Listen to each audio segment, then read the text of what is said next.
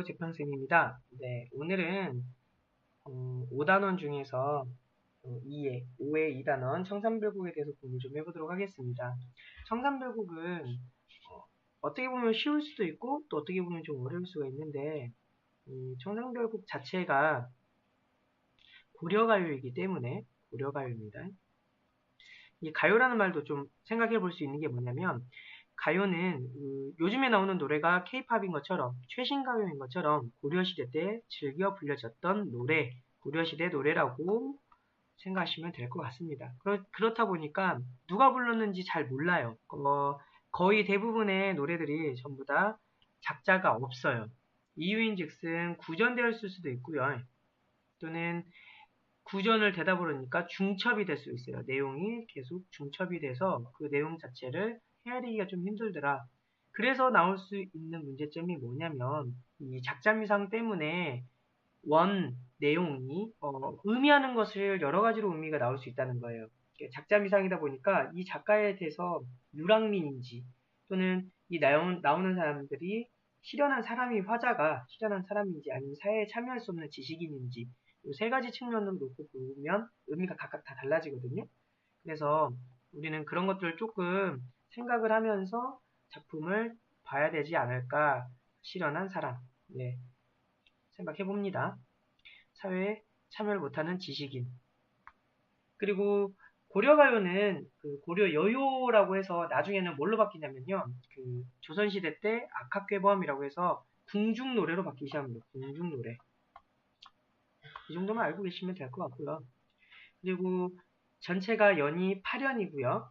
분연체라고 해서 연이 이렇게 쪼개져 있어요. 이걸 분연체라고 해요. 연이 분연, 쪼개져 있다. 분연체. 상당히 대칭적 구조를 가지고 있다. 전부 다 딱딱딱 세 줄씩 끊어서 갑니다. 그러니까 나중에 어떤 영향을 미치냐면요. 나중에 민요나 또는 시조나 이런 것들로 뒤로 가다 보면 어느 정도 형태를 잡게 되는 또 율격을 줄 수 있는 그런 형태로 빠지기 때문에 그걸 좀 기본적으로 좀 알고 계시면 될 것 같아요. 뭐 후렴구가 있다는 것들도 특히 이 후렴구 있죠. 이런 후렴구, 의미 없는 후렴구지만 약간의 음율이나 또는 흥겨운 음을 중에서 삼음보 형태로 많이 좀 갖고 간다는 것, 의미는 갖고 있지 않다라는 것 알고 계시면 될 것 같습니다. 본격적으로 그러면 이야기를 좀 본문 내용을 이야기를 해볼게요. 중요한 건 뭐냐면 일단 대칭 구조라고 했기 때문에 두 가지의 대칭을 이루고 있습니다. 뭘 대칭을 가지고 있냐면 이 청산이라는 것과 그다음에 바다라는 대칭을 가지고 있어요. 그래서 해볼게요. 살얼이 났다. 청산에 살얼이 났다. 약간 음악적이죠. 그래서 살얼이란 게 살고 싶다. 청산에 살고 싶다. 산에 살고 싶대요. 왜 살고 싶을까라고 하더니 이 청산은 내가 이 현실을 벗어날 수 있는 하나의 이상향 또는 도피처가 되는 거예요. 도피처. 여기서 살기 싫으니까 나는 청산을 가고 싶어. 대칭적 구조라고 했으니까 바다도 똑같습니다. 같아요. 산에 살고 싶은데 산에서 나는 머루랑 달래랑 먹고 머루랑 달래랑 먹고 싶다라는 거겠죠. 머루하고 달래가 고려시대 때 어떤 음식인지는 잘 모르겠지만 아마도 그냥 소박한 음식이라고 생각하시면 될 것 같아요. 소박한 음식을 먹고 그래도 그 소박한 음식을 먹더라도 좋은 음식이 아니더라도 나는 청산에 살고 싶다. 얄리얄리얄라셩 얄라리얄라라고 나오죠. 이 음악적 운율감을 주기 위한 아무 의미가 없는 후렴구라고 생각하시면 될 거예요. 후렴구. 더 볼게요. 밑으로. 울어라 울어라 하세요. 자고 일어난 울어라 하세요. 울으래요. 울고 있구나. 그러니까 우는구나. 새가 울고 있대요.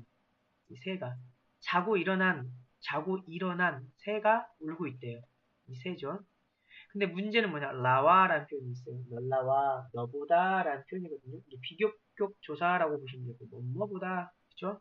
비교격 조사로서 너보다 시름이 있는 나도 자고 일어나 우는구나.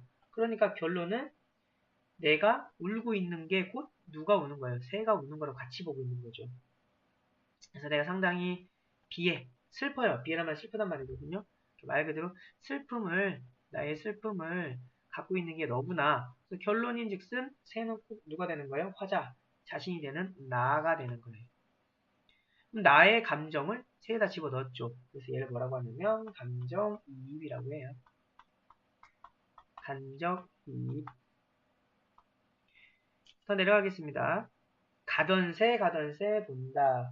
새가 이제 내가 슬펐잖아요. 이 슬픈 새가 어디로 가냐면요. 이제 속새를 떠나려고 하다가 그러니까 내가 청산으로 가려고 하는데 내가 살았던 그곳이 가던 새가 누구냐면 화자라고 그랬죠. 화자 자신이 가고 있는데 자꾸 물 아래를 본대요. 이 물 아래라는 건 뭐냐면 새속. 내가 살았던 곳에 거길 자꾸 바라본대요. 미련이 남았다는 얘기죠. 미련. 잉 묻은 장글란 가지고 물 아래 가던 새 본다. 잉 묻은 그래서 중요한 게 뭐냐면요. 이 화자가 누군지를 작자가 미상이기 때문에 해석이 다 달라지는 거예요. 그래서 잉 묻은 장글란이라는 것에 대한 해석이 아까 말한 것처럼 작자 미상으로 인해서 세 가지의 뜻으로 나올 수가 있어요. 그 세 가지 뜻으로 보자면 다양하게 오겠지만 예를 들면 농토를 잃은 유랑민으로 본다면 갈던 밭이겠죠. 갈던 밭. 잉글란 장글란 그치? 갈던 밭. 실연한 여인이면 님이겠죠. 떠난 님. 그리고 가던 새가 이 가던 새 볼게요. 가던 새. 죄송해요. 이 가던 새가 갈던 밭이 되고 님. 말 그대로 뭐냐면 속새, 새속을 생각했을 때 이걸로 따지는 거고요. 그 대상이 되는 거겠죠. 가던 새의 대상. 그리고 뭐 사회에 참여할 수 없는 새는 말 그대로 자신을 비판하는 자신을 몰아내려고 하는 주변에 어떠한 나를 깔아뭉기는 어떠한 적이겠죠. 적으로 보면 되고요. 나를 위한 적. 그러면 이 쟁기는 뭐냐면 갈던 밭에 대한 쟁기, 임에 대한 쟁기로 나누면 또 달라지겠죠. 의미가 그죠? 그래서 농토로 보자면 이끼 묻은 쟁기라고 보죠. 이끼 묻은 쟁기. 님으로 보면 은장도, 이끼 묻은 은장도. 나에게 은장도가 되는 거고. 적으로 보자면 병기나 결론은 다 잉 묻은 것 때문에 전부 다 안 좋은 거예요. 안 좋은 거. 이끼가 꼈다는 얘기니까. 그래서 물 아래 가던 새 본다라고 나왔죠. 마지막 보면 이리저리 해서 낮에는 잘 지내왔는데 올 사람도 갈 사람도 없는 밤. 그죠? 낮과 밤이죠. 밤은 또 어찌 하리까 상당히 고독하죠. 혼자 있는 것에 대한 고독감을 느끼고 있다라는 점. 그치? 상당히 비탄이란 말인데 탄식, 되게 절망하고 있다는 거죠. 더 보겠습니다. 이제 밑으로. 어떤 내용이 나오는지 보겠습니다. 어디다 던지던 돌인고 어디에다가 던지던 돌이던가. 돌이 또 중요하겠죠. 여기서는 중요한 핵심 단어를 좀 기억하세요. 무슨 말이냐면 이리저리 막 던졌어요. 근데 돌을 던졌는데 이 돌이 누구를 맞히려고 던진 돌이냐. 약간 그 곡성 생각해보면 곡성에 나온 여자애가 돌 툭툭 던지잖아요. 그 돌 누구 맞으라고 던진 돌은 아니잖아요. 근데 이 돌이란 게 뭐냐면 이리저리 돌아다니는 짱돌뱅이 같은 그러니까 약간 자신의 운명이겠죠. 운명. 그러니까 이리도 저리도 가지 못하는 본인의 운명이겠죠. 자신의 운명적인 삶. 그래서 미워할 사람도 사랑할 사람. 이 괴달한 표현은 사랑이에요. 사랑할 사람도 없이 맞아서 우는구나. 운명에 대해서 이게 그 돌이 누가 날 미워하지도 날 사랑하지도 않는 상태에서 돌이 날라왔음에도 불구하고 그냥 맞아서 우는 거예요. 그러니까 체념한 거죠. 그냥 그거에 대한 체념, 인생에 대한 체념하는 겁니다. 그리고 여기서 나오죠. 이제 바다에 살고 싶다. 바다에 살고 싶다고 하네요. 나무작이 선생님 생각에는 뭐냐면 톳이나 아니면 미역이나 그쵸? 이런 것들 약간 해초류겠죠. 해초류. 바다니까 해초류나 또는 조개나 이런 것들을 먹고 이것도 그럼 누구랑 상반되는 거예요? 그 같은 의미로 보는 거예요? 아까 그 머루하고 달래겠죠. 소박한 음식입니다. 역시 소박한 음식을 먹고 바다에 살고 싶다. 청산하고 바다하고 같은 의미로 생각하시면 되겠습니다. 가다가 들어라는 게 들었대요. 들었는데 어디서 들었냐면 애정지에서 들었대요. 애정지가 뭐냐라고 했더니 별관에 조금 몇 달께 떨어져 있는 부엌. 그러니까 부엌으로 들어가고 있었는데 그 부엌에서 소리를 들었대요. 어떤 소리를 들었냐면 사슴이 장대에 올라가서 해금 켜는 소리. 그러니까 이것도 역시 뭐 할 수 있다? 다양한 의견이 있는데 말 그대로 사슴이 장대에 올라가서 해금을 켠다는 건 말이 안 되죠. 불가능한 이야기를 들었다. 또는 저는 이거 가장 많이 생각되는데 이 광대, 사슴 얼굴을 한 광대가 그 해금 켜는 소리 또는 올라가서 해금을 켠다 라는 이런 광대 놀이일 수도 있고요. 또 하나 해석은 뭐가 있었냐면 이 광대에 관련된 게 사람, 그러니까 사람이 연주하는 것, 그냥 사람이 하는 연주 자체를 보는 거예요. 연주. 이렇게 세 가지 그 해석이 있으니까 잘 판단해서 보시면 될 것 같아요. 그래서 그 부엌에 들어가서 어떠한 소리를 들었다는 얘기죠. 결론은. 그리고 나서 소리를 듣다가 가다가 배부른 독이라는 냐면 술독이에요. 술독. 배부른 독. 술독이라고 보면 되겠습니다. 왜냐면 뒤에 설진 강수라고 했으니까 덜 익은 강한 물이니까 덜 익은 이제 막 담근 술이겠죠. 강한 술. 빚었대요.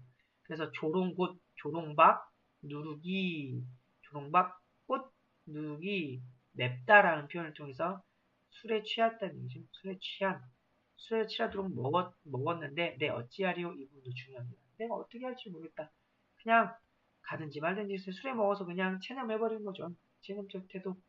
그러니까 술이 나를 잡사오니 그러니까 술을 먹었는지, 그치? 술이 나를 붙잡았는지, 술을 먹어서 나를 붙잡았는지, 아니면 술이 님을 붙잡았는지, 술에게 님을 뺏겼는지, 이 두 가지 의미를 조금 생각을 하면 되실 것 같고요. 전체적인 내용들에 대한 이제 한 번 더 정리를 해보자면, 1연에서는 청산에 대한 동경, 청산에 살고 싶어. 청산이 중요한 단어겠죠. 두 번째 연에서는 삶에 대한 피해, 세겠죠. 삶에 대한 피해와 고독. 그 다음에 세 번째는 3연에서는 현실에 대해서 상당히 미련이 많이 남았어요. 미련. 그죠? 그리고 여기는 고독. 너무 슬프고 고독감이었고요. 네 번째는 운명. 그러니까 내가 돌에 맞을 그런 운명이었는데, 그죠? 돌이 곧 운명적인 것이고, 이거에 대한 체념을 같이 해버렸다. 네, 그럴 거야. 라고 체념을 해버린 것. 마지막 면에서는 역시 바다에 대한 동경이니까 바다가 청산하고 같다는 점 기억하면 될 것 같고요. 마지막 연 앞에 7연에서는 살고 싶다는 절박한 심정에 대해서 이야기하고 있고요. 해금에 이 불가능한 일에 대해서 나는 생각을 하긴 한다. 하지만 곧 술에 취해서 그걸 체념할 수도 있고, 그렇죠? 그러니까 술이라는 게 좀 중요하겠죠. 술에 통한 고뇌 이런 것도 좀 해소하고 싶다. 술을 통해서 나의 갈등을 해소하고 싶다. 정도로 해석을 하시면 될 것 같습니다. 네, 나머지 생각모으기랑은 다 한 번씩 풀어보시고요. 네, 여러분들 충분히 할 수 있는 기회가 있으니까 열심히 공부하셔서 좋은 결과 있기를 바랍니다. 네, 여기까지 하겠습니다. 수고하셨습니다.